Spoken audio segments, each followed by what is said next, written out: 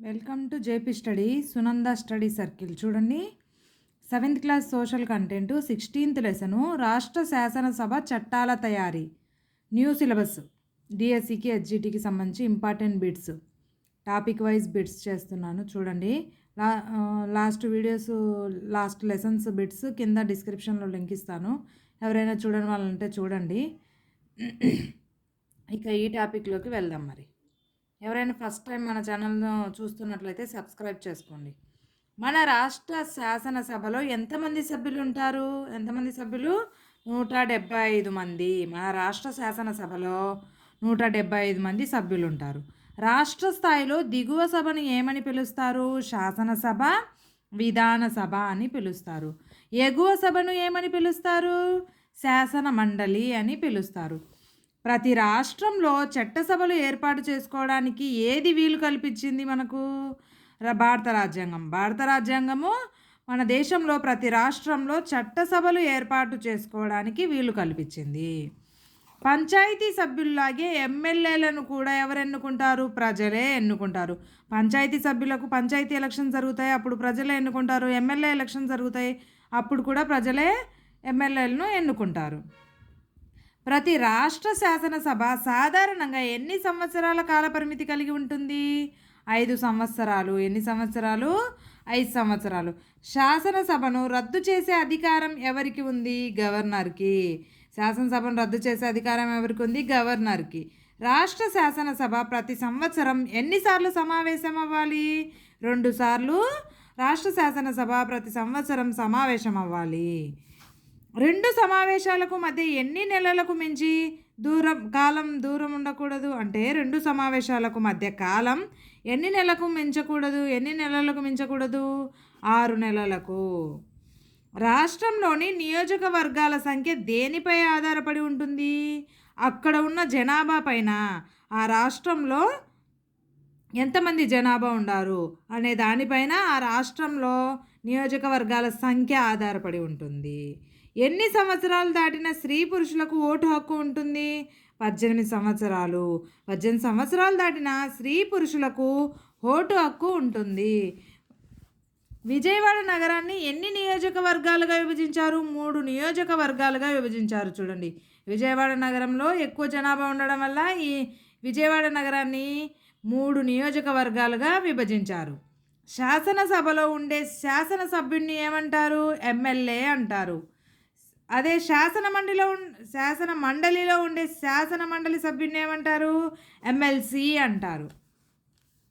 సిగరెట్లు ప్రజల ఆరోగ్యం మీద దుష్ప్రభావాలు చూపుతున్నాయి అని సుప్రీంకోర్టు తీర్పు ఎప్పుడిచ్చింది? 2001 నవంబర్ 2న సుప్రీంకోర్టు సిగరెట్లు దుష్ప్రభావాలు కలుగుతున్నాయని, సిగరెట్ల వల్ల సుప్రీంకోర్టు తీర్పు ఇచ్చింది.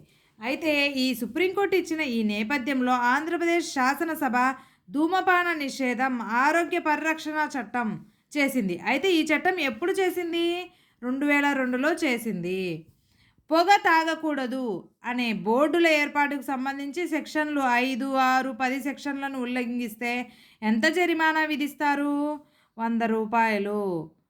100 రూపాయల నుంచి 1000 రూపాయల వరకు జరిమానా విధిస్తారు. సమైక్య ఆంధ్రప్రదేశ్ విధానసభ సభ్యుల సంఖ్య ఎంత? అప్పుడు సమైక్య ఆంధ్రప్రదేశ్ 294. జాతీయ అత్యవసర పరిస్థితి విధిస్తే రాష్ట్ర విధానసభ కాలపరిమితిని 1 సంవత్సరం చొప్పున ఎవరు పొడిగిస్తారు? పార్లమెంటు. ఎవరు? ఇప్పుడు జాతీయంలో మనకు అత్యవసర పరిస్థితి ఏర్పడింది. అప్పుడు రాష్ట్ర విధానసభ కాలపరిమితి 1 సంవత్సరం పొడిగించడానికి పార్లమెంటుకు అధికారం ఉంది. విధానసభ అధ్యక్షుడిగా ఎవరు వ్యవహరిస్తారు? విధానసభ అధ్యక్షుడిగా స్పీకర్ వ్యవహరిస్తారు. ఏ రాజకీయ పార్టీకి చెందిన వారు ఎన్నికల్లో పోటీ చేస్తే చెందని వారు ఎన్నికల్లో పోటీ చేస్తే వారిని ఏమంటారు? స్వతంత్ర అభ్యర్థులు అంటారు. ఏమంటారు? స్వతంత్ర అభ్యర్థులు అంటారు. రాష్ట్ర శాసనసభకు పోటీ చేయాలంటే కనీస వయసు ఎంత ఉండాలి? 25 ఏళ్ళు ఉండాలి. ఎంత ఉండాలి? 25 ఏళ్ళు. రాష్ట్ర ముఖ్యమంత్రిగా ఎవరు నియమితులవుతారు? ఏ పార్టీకి అయితే ఎక్కువ స్థానాలు వస్తాయో ఆ పార్టీకి చెందిన వ్యక్తి రాష్ట్ర ముఖ్యమంత్రిగా నియమితులవుతారు. ముఖ్యమంత్రిని ఎవరు నియమిస్తారు? గవర్నర్. ముఖ్యమంత్రిని నియమించే అధికారము గవర్నర్కు ఉంటుంది. మంత్రిమండలి అధ్యక్షుడిగా ఎవరు వ్యవహరిస్తారు? ముఖ్యమంత్రి. ఏ ఒక్క పార్టీకి పూర్తి స్థాయి మెజారిటీ రాకుండా ఏర్పడే ప్రభుత్వాన్ని ఏమంటారు? సంకీర్ణ ప్రభుత్వం. మంత్రులకు రాష్ట్ర స్థాయిలో శాఖలను కేటాయించే అధికారం ఎవరికి ఉంటుంది?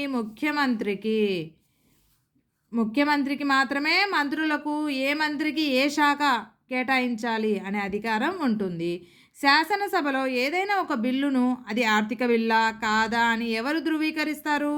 ఆ అధికారం ఎవరికి ఉంటుంది? స్పీకర్కు ఉంటుంది. మంత్రిమండలిలో తీసుకునే నిర్ణయాలకు మంత్రులు ఏ విధంగా బాధ్యత వహిస్తారు? సమిష్టిగా. ఏదైనా మంత్రిమండలిలో తీసుకునే నిర్ణయాలకు మంత్రులందరూ కలిసి సమిష్టిగా బాధ్యత వహిస్తారు.